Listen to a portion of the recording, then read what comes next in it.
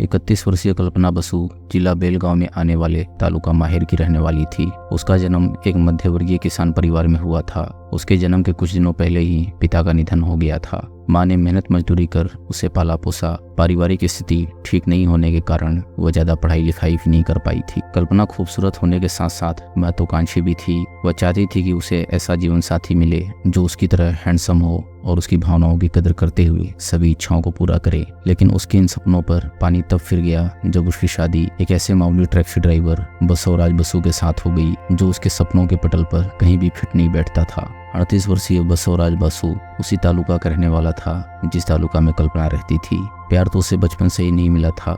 उसके पैदा होने के बाद ही माँ बाप दोनों की मौत हो गई थी। उसे नाना नानी ने पाल पोस कर बड़ा किया था। नाना नानी की आर्थिक स्थिति अच्छी न होने के कारण वह भी पढ़ लिख नहीं सका। जिंदगी का बोझ उठाने के लिए जैसे तैसे वह टैक्सी ड्राइवर बन गया।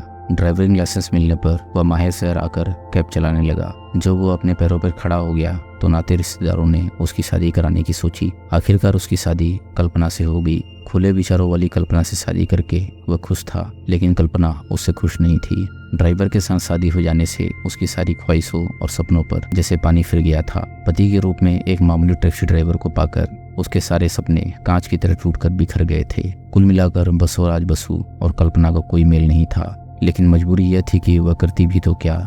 बसवराज बसु अपनी आमदनी के अनुसार पत्नी की जरूरतों को पूरी करने की कोशिश करता था, पर पत्नी की ख्वाहिशें कम नहीं थी। उसकी आकांक्षाएं ऐसी थी जिन्हें पूरा करना बसवराज के बस की बात नहीं थी। लिहाजा वह अपनी किस्मत को ही कोसती रहती। समय अपनी गति से चलता रहा। कल्पना 2 बच्चों की मां बन गई। इसके बाद कल्पना की जरूरतें और ज्यादा बढ़ गई थी जिन्हें बसवराज बसु पूरा नहीं कर पा रहा था। ऐसी स्थिति में कल्पना की समझ में नहीं आ रहा था कि वह करे तो क्या करे। उसका पति जब घर से टैक्सी लेकर निकलता था तो तीसरे चौथे दिन ही घर लौट कर आता था। घर आने के बाद भी वह कल्पना का साथ नहीं दे पाता था। ऐसे में कल्पना जल बिन मछली की तरह तड़प कर रह जाया करती थी। कल्पना खूबसूरत और जवान थी। बस्ती में ऐसे कई युवक थे जो उसको चाहत भरी नजरों से देखते थे। एक दिन कल्पना के मन में विचार आया कि क्यों न ऐसे युवकों से लाभ उठाया जाए। इससे उसके सपने तो पूरे हो ही सकते हैं, साथ ही शरीर की जरूरत भी पूरी हो जाएगी। यही सोचकर कल्पना ने उन युवकों को हरी झंडी दे दी। कई युवक उसके जाल में फंस गए।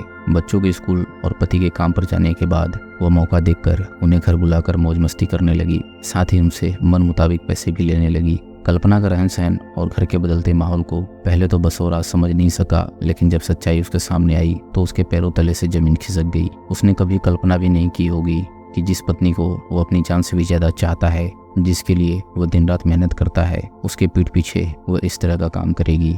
उसने यह भी नहीं सोचा कि दोनों बच्चों पर इसका क्या असर पड़ेगा। मामला काफी नाजुक था। मौका देखकर बसवराज बसु ने जब कल्पना को समझाना चाहा तो उस पर ही बरस पड़ी।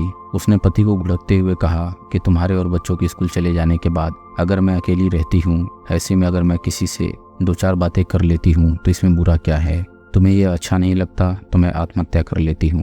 कल्पना का बदला व्यवहार और माहौल देखकर बसवराज बसु यह बात अच्छी तरह से समझ गया कि कल्पना को समझाने बुझाने से कोई फायदा नहीं होगा, इसलिए उसने उस जगह को छोड़ देना ही सही समझा।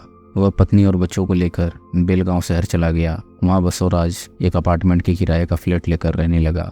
उसने टैक्सी चलानी बंद कर दी और किसी की निजी कार चलाने लगा। उसे विश्वास था कि बेलगांव में रहकर पत्नी के आशिक छूट जाएंगे और वह सुधर जाएगी, लेकिन बसवराज की यह सोच गलत साबित हुई। कल्पना चतुर और स्मार्ट महिला थी। बेलगांव आकर वह और भी ज्यादा आजाद हो गई। यहाँ उसे न समाज का डर था और न गांव का। उसने उसी अपार्टमेंट में रहने वाले पंकज पवार नाम के युवक को फंसा लिया। पंकज एक निजी कंपनी में डाटा एंट्री ऑपरेटर था। वह मडगांव का रहने वाला था। 31 वर्षीय पंकज पवार की शादी हो चुकी थी। उसके 2 बच्चे भी थे, लेकिन वह कल्पना के लटकों झटकों से बच नहीं सका। कल्पना से संबंध बन जाने के बाद पंकज पवार उसके फ्लैट पर आने जाने लगा। एक दिन पंकज कल्पना से मुलाकात कराने के लिए अपने 3 दोस्तों सुरेश सोलंकी, अब्दुल शेख और आदित्य को भी साथ ले आया। पहली मुलाकात में ही कल्पना ने उसके तीनों दोस्तों पर ऐसा जादू किया कि वे भी उसके मुरीद हो गए। उन तीनों से भी कल्पना के संबंध बन गए। कुछ ही दिनों में कल्पना के यहाँ आने वाले युवकों की संख्या बढ़ने लगी। धीरे धीरे कल्पना के कारनामों की जानकारी इलाके भर में फैल गई। उसकी वजह से बसवराज बसु की ही नहीं बल्कि पूरे मोहल्ले की बदनामी होने लगी। ऐसे में बसवराज का वहाँ रहना मुश्किल हो गया। दोनों बच्चे अब काफी बड़े हो गए थे। बसवराज बसु ने अपने बच्चों के भविष्य के मद्देनजर कल्पना को काफी समझाया लेकिन अपनी मौज मस्ती के आगे उसने बच्चों को कोई अहमियत नहीं दी। कल्पना पर जब पति के समझाने का कोई असर नहीं हुआ तो वह उसे छोड़कर वहीं पर जाकर रहने लगा जहां वह नौकरी करता था। इसके बावजूद वह अपनी पूरी पगार लाकर कल्पना को दे जाता था। हालांकि कल्पना के पास पैसों की कोई कमी नहीं थी। बसवराज बसु के जाने के बाद वह और भी आजाद हो गई थी। वह अपने चारों दोस्तों के साथ बारी बारी से घूमती फिरती और मौज मजा करती। इसके अलावा वह उनसे अच्छी खासी रकम भी ऐंठती थी। वह पूरे समय अपने रूप यौवन को सजाने संवारने में लगी रहती थी। यहाँ तक कि अब वह घर पर खाना तक नहीं बनाती थी। खाना पकाने के लिए उसने अपने प्रेमी अब्दुल शेख की पत्नी सिमरन शेख को सेवा में रख लिया था। एक दिन पहले उसे जो पगार मिली थी उसे पत्नी को देने के लिए वह 2 अप्रैल को दोपहर में फ्लैट पर पत्नी के पास पहुंचा। घर का जो माहौल था उसे देखकर उसका खून खौल उठा। कल्पना ने बेशर्मी की हद कर दी थी। वहां पर सुरेश सोलंकी, आदित्य और अब्दुल शेख जिस अवस्था में थे उसे देखकर साफ लग रहा था कि कल्पना उनके साथ क्या कर रही थी। यह देखकर बसवराज का खून खौल गया।